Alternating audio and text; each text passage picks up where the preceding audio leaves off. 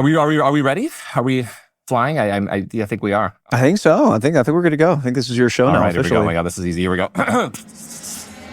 7, 6, 5, 4, 3, 2, 1.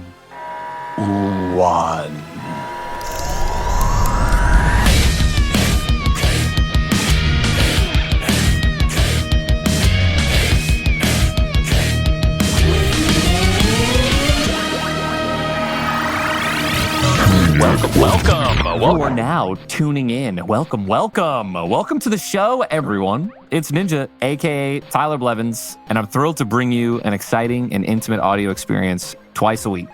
No videos, no screens, just good old-fashioned audio radio goodness, like the good old days. But now and new. Part 1. Join us every single week for an in-depth conversation with a remarkable artist, creator, or athlete as they share their inspiring paths to success and their unique interests beyond the spotlight. So gather around the fireplace, grab your gamer hoodie, huddle in close, and turn that dial. You are now tuned in to AFK with Ninja. Welcome to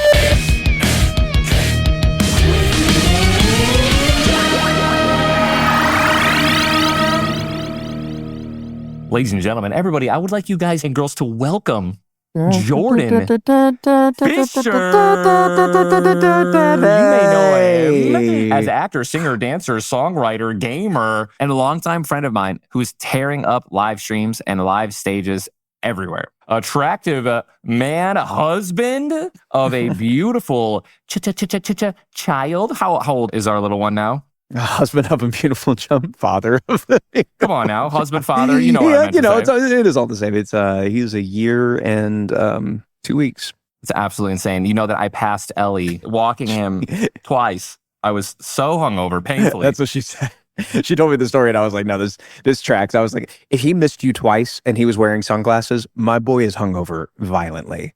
Any hoodle, man. For those that don't know, Tyler and I are neighbors. In the most beautiful state on the planet, dude. The most beautiful state on the planet. Very sunny, very delicious. This was not on accident. We actually like each other enough in real life to want to post up close to one another, which is pretty fun. So it's very gamer Hallmark movie-esque where we are, and the fact that we pass each other on golf carts and whatnot. It's a bit of a dream come true, but we're a couple people away. I would say a couple gamer couples away from like a show, truly. You know what I mean? Mm-hmm. Jordan, you just got back from your Broadway run of Sweeney Todd. Mm. I have to ask, for the audience at home here, how long were you performing? How long was the stretch? I did 128 performances. Oh. Bro, listen though, in the grand scheme of things though, where Broadway is concerned, that is not a long time. That's actually a very, very short amount of time to be in a show. 128 shows is short. I mean, 128 shows, I'm sitting here, like, I get the most insane amount. I don't want to call it stage fright, anxiety, whatever you want to call it. I've only done and hosted, if you will, like 1 or 2 events, right? Ninja Vegas being one of them, and then a couple of other Rebel events here and there where, like, I had to have the microphone and kind of, like, MC the whole thing. And it was... You're so much better at it than you think you are, though, bro. It doesn't feel like it. It's practice. It definitely does. Obviously, you're ready and prepped before your first show, naturally, because God knows how much training. But like, dude, you're like, let's say you're halfway in, you're 64 shows in.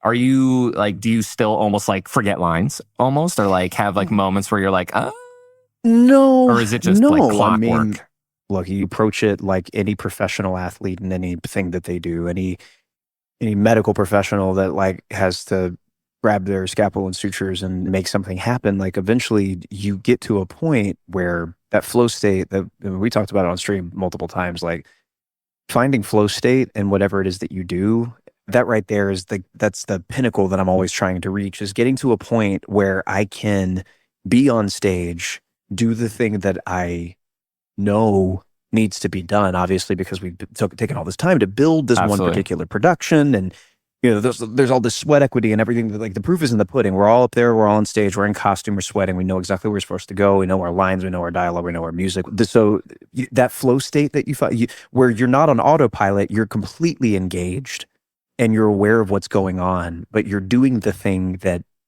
your body knows to do because you spent, like you said, God knows the amount of training. No, I get it, man. I guess it's the same thing like streaming, man. The second that I hit that start streaming button, I've been streaming for almost 12 years now. I've been gaming I'm 32. I've been gaming for longer than 20 years. I think I was, a wee one still when my dad introduced video games to me. So, Absolutely. No, I totally get it, man. That makes sense. And obviously, you're incredible at what you do. And what you do is literally everything. Hey, you've done Hamilton, Evan Hansen, Sweeney Todd, of course, right? Netflix to All the Boys, P.S. I Love You, lead vocalist on Turning Red movie. How do you find the time, Jordan? Because sometimes I can't even work out. You make time, right? You make time for things that you love. Man, that's just one part of it. That's just being in front of the camera. That's just being on stage. That's just being in the vocal booth in front of a microphone and doing the thing. Most of what I do on a day-to-day basis is create it, build it, develop it from the ground up. In being more in the business side of things, whether TV, film, music, gaming, it gives me more dictation of time and space, I mean, that's the beauty of where we're at, is now I'm not just the actor on set, I'm an actor that's on set, but also one of the executive producers of that project, and am helping make decisions and guide and lead and build. At the end of the day, creators being creatives now, rather, and being able to bring real life on the ground experience to the decision-making process is absolutely vital to the transparency and to the authenticity of whatever project we're trying to build, right? Like at the end of the day, people can smell bullshit from a mile away. Yeah, even more so than they used to, for sure. I can personally think of several different actors that have come and started to create their own movies as well, right? Like directing, and then obviously they put themselves in the movie. I think of like Seth Rogen and basically that entire like crew of friends, right, in Hollywood. And like I've loved almost all of their movies that they've come out with. They all just hit, right? They did it. Because they get it, right? They're in it, they did it, they acted it. And hopefully in the gaming space, hopefully that has the same results, right? Where we're going to see, the consumers, even if they're gamers, understand that authenticity, right? Understand that, hey, there's someone who actually understands what's going on in this space, and you can tell. I got to tell you, like, just from an actor's perspective, like, let's just mute the gamer Jordan for a second. From an acting perspective, like my downtime in my dressing room at the theater, I just caught up on console RPGs that I have not played yet. Oh, dude, give me a couple, bro. I played Spider-Man, I played Miles Morales, I played God of War, I played Ragnarok, I played Hogwarts Legacy, I've just been going through all of these single-player RPGs. Yes. And catching up, and oh my God, the experience has been so great. Yeah, Unreal Engine 5 and like the beta is 6, like all of this stuff is great. Yeah, the game looks really good. I'm watching these actors perform. I'm watching faces that I know and that I recognize, and ones that I don't, but being somebody that acted in a video game and I did motion capture for Until Dawn. Oh, come on now. Dude, I was just going to bring that up. That right there, though, like that director was so smart, said, hey, we're going to go get actors, right? We're going to go get Brett Dalton, Rami Malek, Hayden Panettiere, Jordan Fisher, Megan Martin, Nicole Bloom. Like, we're going to grab all of these people that know how to deliver on this side of the storytelling so that authenticity shines, right? That's the thing that's going to sell. And is that not the thing that made it Game of the Year? But dude, Until Dawn, that game, when that game came out, I mean, I don't even remember. I was still in my apartment with my brother. Like, this is like 8-9 years ago. No, 10 years ago. Yeah, something like that. Like 2014? Hold up. Guess what? We can Google this. Until Dawn release date. August 25th, 2015. 8 years ago. Okay. We started working on it in 2012. Dude, this game is one of the only games that I've ever played where it literally changed like the way I thought about life and also messed up my dreams. Like I had some of the most vivid dreams for crazy. Like 2 months straight, right? Like, have you seen the movie The Butterfly Effect? Yeah. It's literally the exact same concept, right? Every single thing that you do, whether you run after and chase someone or, let them go think about what they did by themselves, every single decision leads to a different outcome in the story, right? And that concept absolutely blew away my mind because I think the game did such a great job. Not only just, you left the pot of coffee on and someone burned their hand. No, like you took a left instead of a right and you killed 3 characters. And like, again, what you said, like they got these actors to play these characters, man. I fell in love with almost, or at least had some sort of strong emotion towards every single character that was in that game. That every single thing that happened, it affected me, right? In a way. That's awesome. It was such a good game, bro. That's the power of storytelling, though, right? It really was. The game was all about storytelling. It's not like you're running around and leveling up and getting gear, which is like the types of RPGs and games that I prefer to play. This was a straight up storytelling game. This is what we grew up with too, right? Jack and Daxter, Ratchet and Clank. Let's go back for a second. Let's go back to like Crash Bandicoot. And like, yes, we had our Spyro. We had our goal, right? There's a big bad. We got to kill this big bad. As you just named like half of my favorite games growing up, but yeah. Well, I mean, like, these are staples, right? These are like PlayStation. You hear the.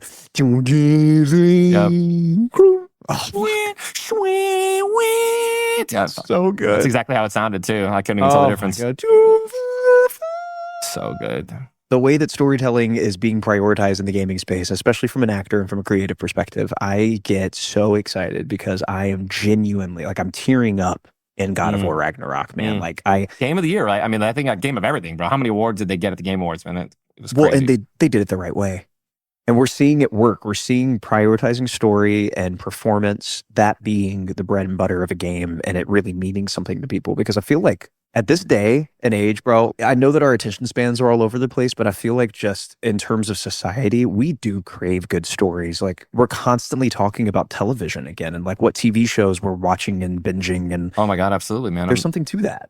When do you plan on going and spending some time in LA and working on some TV and some film? I'm sitting here just kind of taking these small roles where these people that I've had a bunch of conversations with and they've been interested and they're throwing me these little rags here and there and hoping that, you know, I can prove myself and build up enough of a little bit of a booklet, right? Send it off. Right, and, a little resume. Of sorts, exactly. A little resume. And people can want me for not just to have me on it, but to, you know, they know that I'll do a great job. Yeah, you perform and show up and do the thing. And just do the thing, LeBron James surprised the mess out of me in that Trainwreck movie with, was Amy Schumer? I haven't seen it. Oh, you haven't seen it? Bro, it was very much that. Like, he got the set, he initially had like 4 lines or something, and it was to have LeBron James in the movie. He did so well and loved it so much and was doing such a good job that they just kept adding lines and eventually made him a supporting character. That's so cool, dude. Like, it was supposed to just work for a day and ended up being there and like worked on it for weeks. Dude, that's like the biggest compliment, man. Right?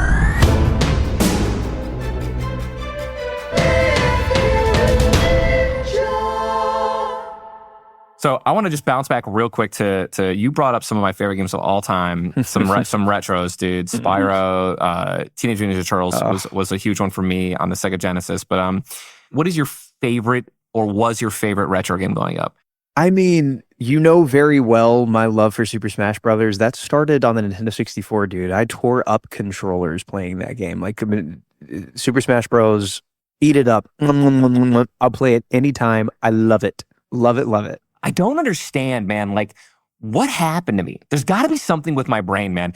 I'm one of the most competitive people on the planet. Oh, I know. And it's very difficult for me to turn it off, especially when it comes to video games. But I can't, dude, I'm not hooked. I've never been hooked on a fighting game in my entire life, dude.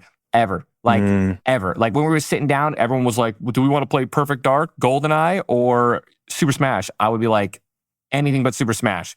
And I still enjoyed playing Smash too, but like, dude, I just never craved it, and still to this day. Did you get throttled or something as a kid? No, but I wasn't surrounded by these epic gamers who were just dominating me, you know. I mean, I was good at them. I would beat my brothers all the time. Like, was I sitting there memorizing every single perfect wombo combo move where I could, see, I was. 0 to 100 somebody or 100-0 to them without them even moving? Like, and I just preferred Halo or like an FPS or you know. Yeah, I was really the only shooter player like in my neighborhood growing up. Like any of the kids that play video games, like I did, you know, growing up in a small football town outside of Birmingham, Alabama, I did not grow up with a gaming community, sadly. Like my gaming community was in the local GameStop that I was determined to work at when I was 16, and I did. Like I was going to make sure that I could be around gamers as much as humanly possible because there wasn't anything ever happening in the gaming space. Like that was it. So I was like, okay, well, I'm going to run the most fun midnight releases for everything. I'm going to have tournaments. I took my own money from that I was getting paid extra to run the midnight release and going and getting pizza and having pizza for all the people waiting in line. You mentioned midnight releases. I have one in my head, but what was your favorite midnight release what was your favorite game that you like? The one that you were so excited? I was both a patron and an employee at probably over 30 midnight releases. You have to choose one. Gotta pick Dude, one. the one where you were like shaking from caffeine or excitement, dude. You're like, this game coming out midnight. I'm gonna pop it in and just freaking unload. There was something about MW3 that was really, really on fire, especially at our GameStop. We just had a lot of fun people show up. Although, you know what? I've got one. Oh, damn it. I've got one. I've got it. And it was such a good night. All right. It was World of Warcraft, Wrath of the Lich King. That was the best midnight release, bro. Wow. Oh my and God. This is like older stuff. Did you have to go and pick up the installation like disc, right? And yes. then like, yes. Oh my God. That's how we did it. That was the way we did it. Right.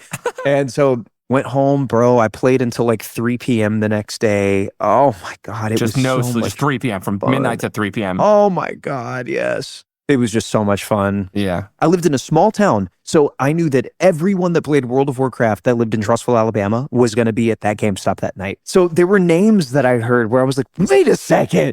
I battled you in arenas before. Like, I know you. That's insane, man. Mine was Halo 3. I was still like 16. And fun fact, I wasn't even there at the store because I couldn't. I was 16 or 14. Oh, yes. I was widow. And my parents weren't the most incredibly supportive when it came to gaming, especially stuff like that. Like, I think it was a school night. It was like a Thursday, and I was 14, right? So John, JB, shout out to my brother, John Bizzle, John Blevins. He was obviously still super into gaming, super into Halo. And he goes, Ty, I'm going to this midnight release.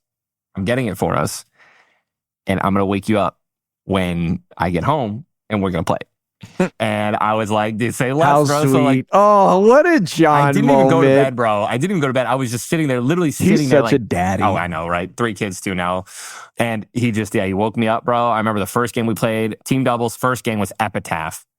And God, that map sucked. Yeah, the map did suck. It was just so bad. But anyways, I remember we won all 3 games, and then I went to bed. I didn't even play like all night, obviously, because didn't want my parents to wake up and, beat the shit out of me. Right. which is what, my dad, if I ever disobeyed him like that and he wakes up and it's like, 2, 3 in the morning, I'm playing video games, man. It's not good news.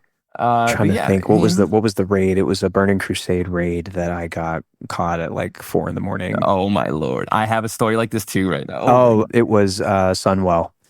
I was doing like 2 shows. I was homeschooled though. I was doing school online, so I was home, but like I was in a West Coast server and living in Birmingham, and we were raiding, and it was 4 a.m. and my mom came down. She didn't say a thing, and I just felt her presence, and I turned around and I saw her, and I typed in, I said, gotta go, and I just turned my computer off and I crawled in bed. I didn't say a word. She didn't say a word. I didn't say a word. She just went back upstairs, and then I saw her the next morning, and she said, so. Yeah. I was like, oh, dude. Bro, the fear that I felt in my gut, it was just the fact that she didn't say anything. She just went back upstairs. I was like, oh my God. Dude, perfect parenting too, by the way. You know what I mean?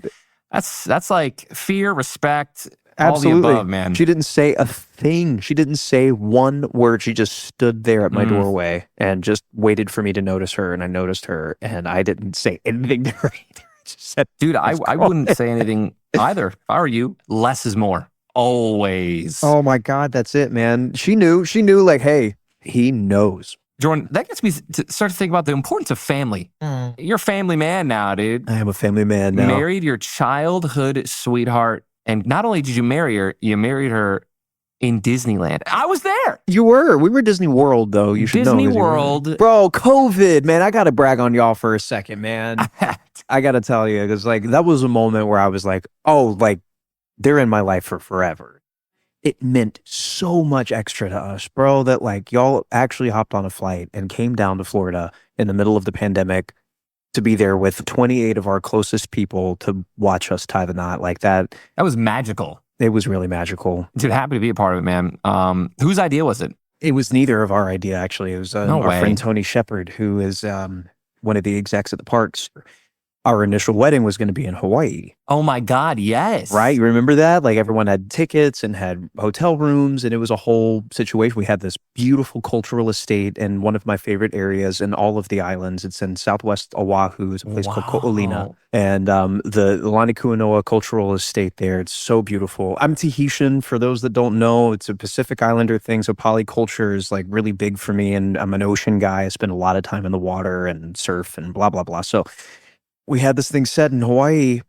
COVID happens. They keep pushing the date. Hey, we can't have guests. We can't have visitors. We can't have visitors. And then after the fourth time they moved the date, they were like, listen, we're going to recommend that you guys just pull out and like take your money. And we were going to get married in our backyard in LA. We were just going to do that.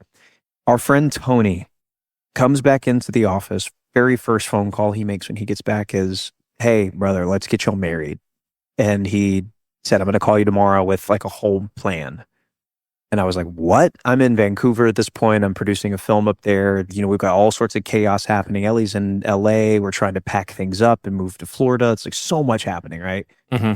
And he calls us the next day with this whole thing. He's like, so we're just, in the middle of this pandemic. Like this is going to be the best time for us to make something like this happen. But, it sucks that your date keeps getting pushed, and like, let's just find a time and let's just lock it in. We're going to close down the park. We can have up to 30 of your closest people, and we'll do it behind the castle. It can be as Disney or as least Disney as you want it to be, and we'll play in the parks for a few days, and that'll be great. So, I mean, it was literally like a vacation. Like I remember y'all getting to the hotel and us linking up at one of the bars in the resort and playing Pokemon Go for 2 hours. Like it was just so. First thing we did, we just thought we walked around the park and just played Pokemon Go, and then eventually just kind of got situated at that bar. That was so awesome. It was lovely. And a really good way to do the whole thing too is we all got to spend time with people that we loved and play in the parks. And in the middle of all of that, we spent a couple of hours one late night getting married, and that was so special. Legitimately felt like I was in a Disney movie. So I just want to say, appreciate that. Well, we appreciate you, bro.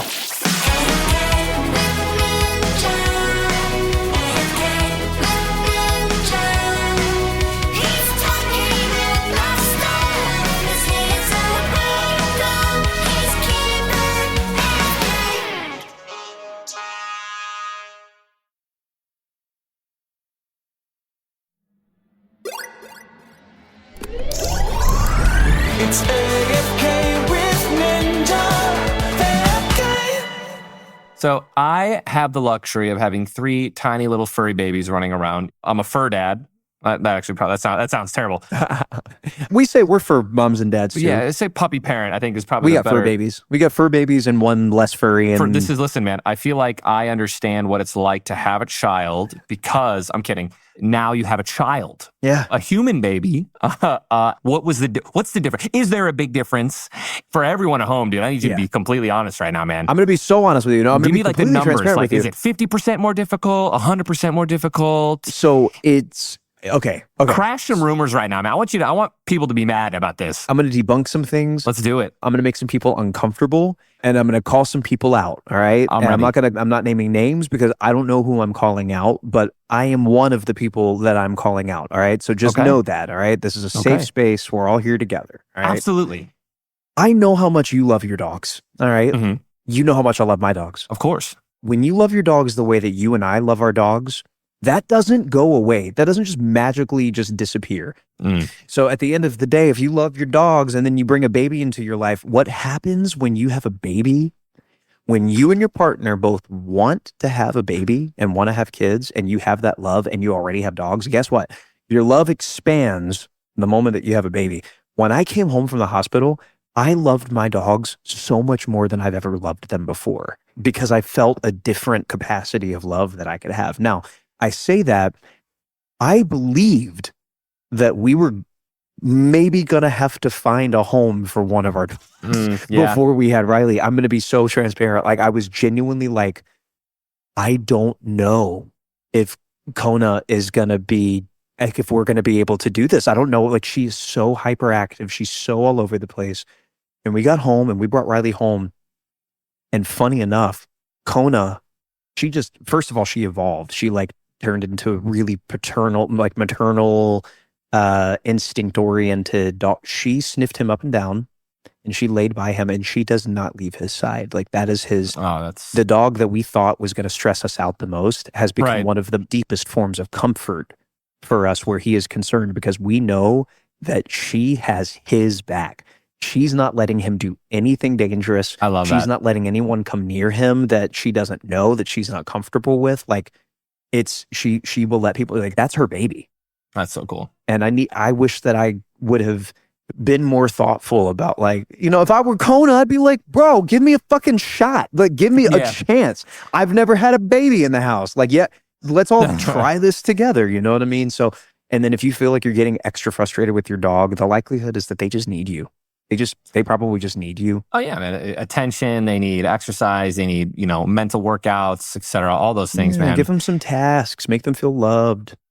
So this is, honestly, this kind of has me thinking about this question too. How do you find and maintain a creative balance? This is about like creative juggle and like burnout. I mean, if at all, or like, are you just machine mode these last couple of years and you just pump it out? You just know what you're doing. You just go. No. When I start to forget about the fact that what we do is all business, when I lose sight of that, when I start to forget about that, it becomes a bit of a pressure cooker, right? Like when I start to forget about the transactional nature of this industry and how I need to prioritize my own mental health and my own physical and emotional and spiritual well-being, my home life and whatnot, because if I don't consider what I do just my work, that's when my sanity starts to slip, right?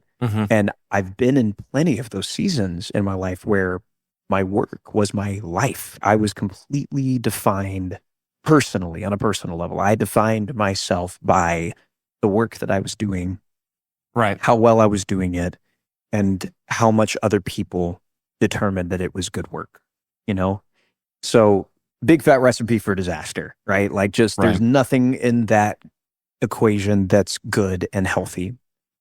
Finding balance in my own life, like in my personal life outside of the work, is what has kept me sane. Yeah, I can't agree with you anymore. Especially because in the last couple of years, I mean, you know this well, I had some health problems a couple of years ago, and it set me back a little bit. It really slowed things down for me for about 5 or 6 months of just, needing to recover and heal from mental and emotional things where my body was concerned. And that was a really beautiful period of growth for me in recognizing that no one else is going to be able to even though they might wish that they could. Right. No one is going to be able to prioritize my own sanity and well-being better than I can. So upon realizing that a couple of years ago, I really just started doing everything that I can to ensure lights at the end of every tunnel that I'm in. I've got to find whatever those lights are. If it's a quick trip to Disneyland or Disney World, or a trip up to Nashville to visit some friends and family, or a week at home with no emails or phone calls or meetings so that I can just be on the beach and just kind of hang and refresh and recuperate. Like, I consider that a part of my business because my quality of my work is tremendously affected negatively if I'm not doing well, if I don't have that balance, if I can't like check out for 4 or 5 days at a time every couple of months and refresh and recharge. Bro, like, I want to get back to work by the 4th day, right? Right. But like, if I don't take those breaks, man, like that's when things get bad. And it goes a little deeper than that, to be honest with you. It's like other rules that I have with myself. I don't look at social media on my phone until I've had coffee, breakfast. I do transcendental meditation, which is a whole other conversation that we could have. But I do 20 minutes of meditation in the morning, right when I wake up, and then 20 minutes in the afternoon. My session will be right after you and I hang up here. But just carving out those 2 20-minute gaps in the day to just sit down, close my eyes, and find stillness and peace and quiet is me prioritizing my health and well-being for me. That's how I avoid burnout. Making time to like go grab a bite to eat with friends and family, and like shaking up things so that it's not just repetitive. Like, okay, I'm done with my workday. Let's have our evening. I cook dinner. We sit down. We get Riley to bed. We sit down. We watch an episode of something, and then we go to bed. Like, I can't. If we just keep doing that over and over again, right, you're gonna drive yourself mad. It's wild, and so it works that way everywhere. Dude, that's so brilliant to think about. I've never thought about it like that. Taking time off is work because it's going to make you better at what you do. Even like taking 4 days off of a shooter and coming back to it, my shot feels better. Always feel better. Everything about the game feels better. And then again, just those little breaks.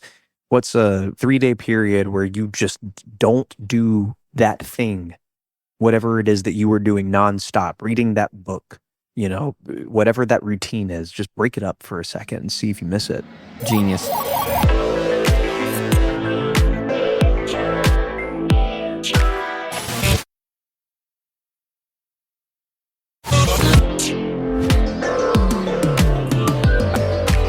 I got some rapid fires and then like one last little thing. Gotcha. Do you have like a little, I'm ninja, and Yeah, I could be like, this or that with ninja. That could be it, dude. This or that with ninja. I love it. Okay. Live theater or movies? Live theater. Okay. Lion King or Wicked? Wicked. Valorant or Fortnite? Valorant. All right. Studio singing or live singing? Live singing. Love that, dude. First person shooter or third person shooter? First. Okay. Crocs or Astro Boy boots? Oh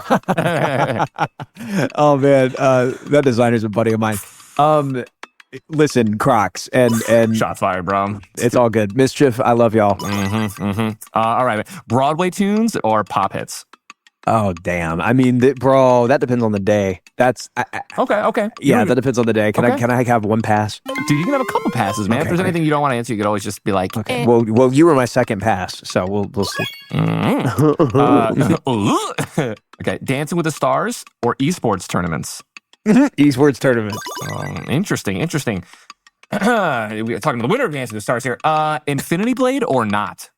Infinity Blade or not? That might be the Fortnite thing. Was that the Fortnite sword? It's gotta be the Fortnite sword. Not. Mm. All right, next one. Snack time or nap time? Snack time. I like nap time. I don't need to nap anymore, bro, because of transcendental meditation. I enjoy a nice little 30-minute, sometimes even just laying down. Okay. 90s or Y2K fashion?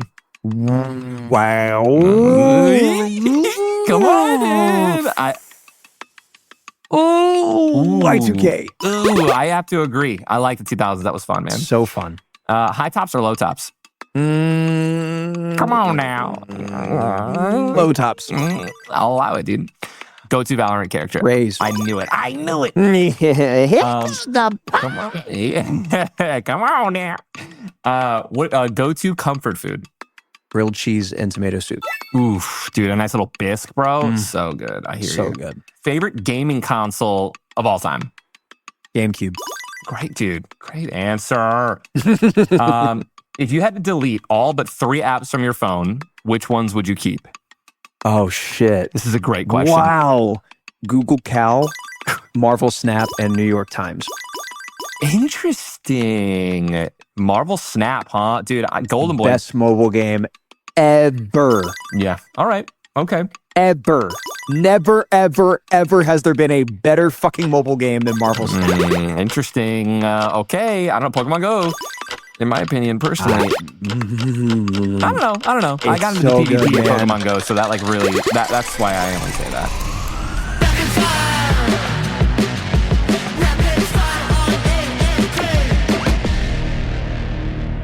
What was your first screen name growing up? My very first one was ADD Hitman, but that only lasted for like a year and a half, and then it was Dr. Jazz, and that's my Steam name still. That's incredible, dude. Mine was Soccer Burn 13. Soccer Burn. I love soccer, the Chicago Burn, and I was 13 years old when I made it, dude. Soccer Burn. That's tough, man. I know, dude. All the ladies were just trying to DM me on AOL messaging. It was crazy, dude. ADD Hitman, man. He got that shit. My aim was Jordan 17, though. Oh, okay. Favorite hype song? It's probably Conga by Gloria Estefan. Okay. Listen, man. I'm just kidding. Go to karaoke song. So favorite hype song, go to karaoke song. I mean, okay, so go-to karaoke song for me is Return of the Mac by Mark Morrison. Okay. And go-to hype song for me, it's probably Bluebird. It's an anime playlist, bro. It's an anime intro can't playlist go and like wrong, anime really, fighting though. playlist. So it's Yeah. probably Bluebird, which is one of the best Naruto intros of all time. Okay. And now this one is we're gonna end on a high note because it's gaming related, and a soft note because this is actually an incredible question. It's gonna hit a little soft spot. What is the first video game that you want to play with or teach your son? Oh man, Dude, this is that's really special. I kind of want to like take him through an anthology of sorts. Like I want to like introduce one game at a time dude. as he's getting older, right? So start with like Duck Hunt and a side scroller like Super Mario World. I think that like the game that I can't wait to hear him be like, Dad, guess what I started today? And for him to say Kingdom Hearts is I'm just gonna start crying. My production company's named after one of those characters, bro. Yeah. Like one of our dogs is named after one of those characters. Like this goes so deep, and Kingdom Hearts was the genesis of my love for art and storytelling and music and Disney and Square Enix and Final Fantasy. Like Too good. Kingdom Hearts started so many things for me. So I can't wait. I can't wait for him to be like, ooh, and then like ask questions about Organization 13 and like conspiracy theories and shit. Like experiencing all that for the first time. Yeah, I can't wait. Come on, dude. Incredible, man. Awesome. Dude, Jordan, last but not least, name of the podcast, Jordan, is called AFK. What do you do when you're AFK? Man, AFK, away from keyboard, away from whatever that thing is that is your whetstone, right? Our keyboard and mouse at our computer. This is we've got our tools. We're ready to sharpen. We're ready to get to work and hone these blades and then put them to use in whatever game that we're going to be doing and entertaining however we're going to entertain and building that next content series or that next new idea of whatever the thing is, and then you step away from it and you go to the bathroom and you pee and you look in the mirror and you wash your hands and you look back in the mirror. Do you know that person? That's not rhetorical. Right. How well do you know that guy? How much time have you spent with that guy? How much quiet time just with that person? Do you like that person?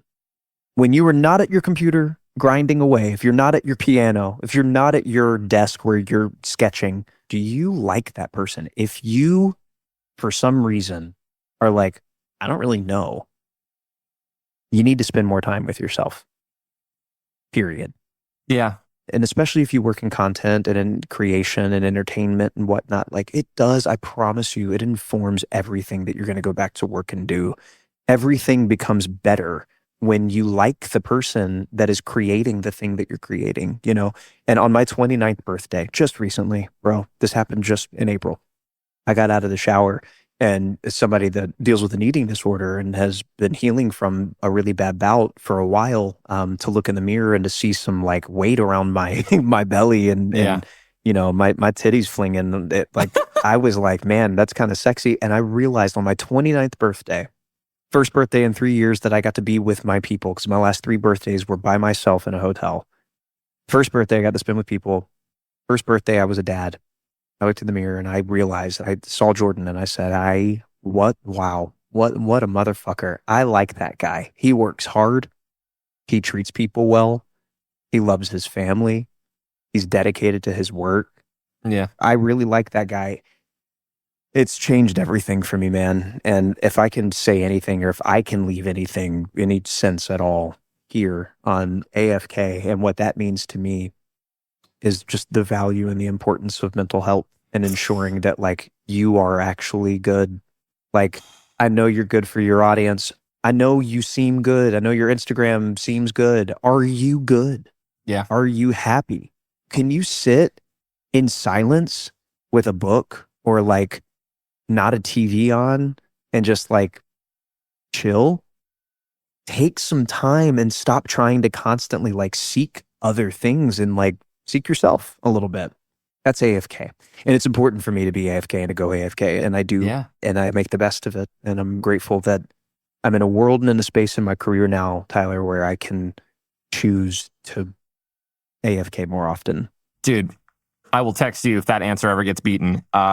Never expect a text message. I love you. Wow. That's incredible, man. Love you, buddy. Thank you for last but not least. First off, thank you for coming here, bro. You're amazing. I love you, man. I appreciate you. Thanks for having me. It means a lot. I appreciate you bringing me on early. Dude, it's been an absolute pleasure, man.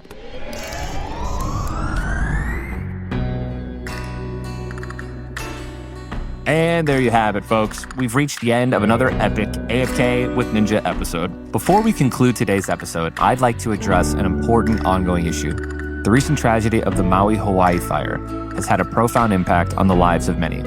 My heart goes out to all those affected by this devastating event. Jordan Fisher shared his rich Polynesian heritage, his deep connection to Tahitian culture, and his love for Hawaii. I'm contributing to 2 different organizations that are actively involved in rebuilding and supporting the native Hawaiian communities affected by the recent fire. If you have the means to support, you can find more information about these 2 organizations in the show notes of this episode. Thank you so much for your support, and until next week, take care. Well, the game was played and the match was won. We all saw how it went. But who was that man that played it so well? He had his dogs on a dusty road, and he turned around, I saw his face. His name was Ninja. His name was Ninja. AFK, AFK, AFK with Ninja.